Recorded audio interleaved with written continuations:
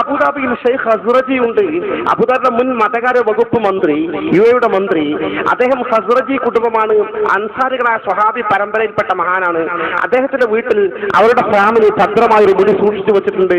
അത് എല്ലാ റബീഉൽ അവ്വൽ 12-നും റമദാൻ 27-ാം രാവിന്റെ അന്നും പ്രത്യേകം പുറത്തെടുക്കാറുണ്ട് എന്ന് അവിടെയുള്ള രേഖകൾ ചൂണ്ടിക്കാണിക്കുന്നു. ഇങ്ങനെ വേൾഡിൽ അറിയപ്പെട്ട സ്ഥലങ്ങളിൽ വളരെ പാവനമായി, വളരെ ആധികാരികമായി പ്രബലമായ കുടുംബങ്ങളോ ഔദ്യോഗിക തലത്തിൽ ഗവൺമെന്റ് സംവിധാനത്തോടെയോ അത് സൂക്ഷിച്ചു വരുന്നു എന്ന യാഥാർത്ഥ്യം നമ്മൾ നിഷേധിക്കുന്നില്ല. അത് വല്ലാത്ത പുണ്യവുമുണ്ട്. ഇപ്പൊ എങ്ങനെയുണ്ട്? വല്ലാത്ത പുണ്യുണ്ട്. ഇപ്പൊ നിങ്ങൾ കേട്ടതാണ്, രേഖ ഉണ്ട്, അവിടെയുള്ള രേഖ ചൂണ്ടിക്കാണിക്കുന്നു എന്നാന്നേ പറഞ്ഞേ. ഇപ്പൊ ഇയാള് പറയുന്നത് ഞാൻ അങ്ങനെയല്ല പറഞ്ഞത്, പിന്നെ ഒരാൾ പറയുന്നത് കേട്ടു എന്നാ പറഞ്ഞത്. മാറ്റി പറയുന്നത് മാത്രമല്ല, അതിനൊരു സാക്ഷിയും.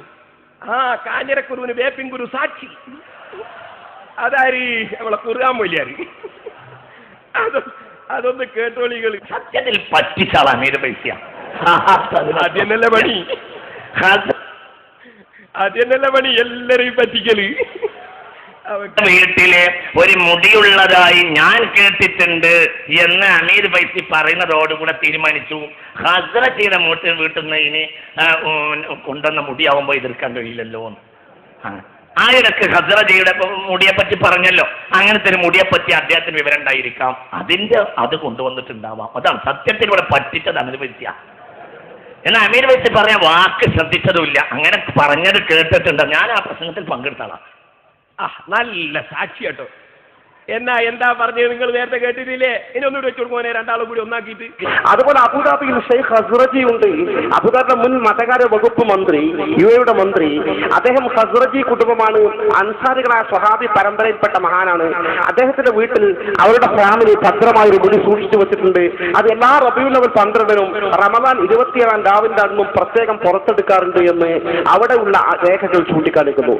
ഇങ്ങനെ വേൾഡിൽ അറിയപ്പെട്ട സ്ഥലങ്ങളിൽ വളരെ പാവനമായി, വളരെ ആധികാരികമായി പ്രബലമായ കുടുംബങ്ങളോ ഔദ്യോഗിക തലത്തിൽ ഗവൺമെന്റ് സംവിധാനത്തോടെയോ അത് സൂക്ഷിച്ചു വരുന്നു എന്ന യാഥാർത്ഥ്യം നമ്മൾ നിഷേധിക്കുന്നില്ല. അത് വല്ലാത്ത പുണ്യവുമുണ്ട്. എന്നാൽ അമീർ ഫൈസി പറഞ്ഞ വാക്ക് ശ്രദ്ധിച്ചതുമില്ല. അങ്ങനെ പറഞ്ഞത് കേട്ടിട്ടുണ്ട്. ഞാൻ ആ പ്രസംഗത്തിൽ പങ്കെടുത്താളാണ്. പറഞ്ഞങ്ങനല്ലോ, നിങ്ങളൊക്കെ കേട്ടില്ലേ? രേഖ സൂക്ഷിച്ചിട്ടുണ്ട്, വേൾഡിൽ അറിയപ്പെട്ടിട്ടുണ്ട് എന്നാ പറഞ്ഞത്. എന്നിട്ട് പറയാ ഞാൻ കേട്ടിട്ടുണ്ട് എന്നാ പറഞ്ഞത്. ഇയാൾ വകയിൽ കള്ളസാക്ഷി പറഞ്ഞു. ഖുർആന്റെ മഹന പറഞ്ഞ് പ്രസംഗിക്കാൻ പാടുള്ളൂ. ഇപ്പൊ ഒരു പരിഭാഷ ഇറക്കിയതാ ഞാൻ കേട്ട. ഖുർആന് മുജാഹിദിന്റെ മുഴുവൻ ആശയവും വെച്ചിട്ട് പരിഭാഷ ഇറക്കി. ഇപ്പൊ മാർക്കറ്റിൽ നിന്ന് പിൻവലിച്ച് ഈ ഖുർആൻ ഭാഷകൻ. എവിടെയാണ് ഖുർആൻ പരിഭാഷ? വേറെ ഒരു പരിഭാഷ നോക്കി എഴുതി അവരെന്നെ കേസ് കൊടുത്തുന്നാ കേട്ട്. അങ്ങനെയെല്ലാം കൂടി ഇപ്പൊ മാർക്കറ്റിൽ നിന്ന് പിൻവലിച്ച് ഇതാ കേട്ടത്. ഞാൻ കേട്ടതാണ് കേട്ടോ, കണ്ടതല്ല.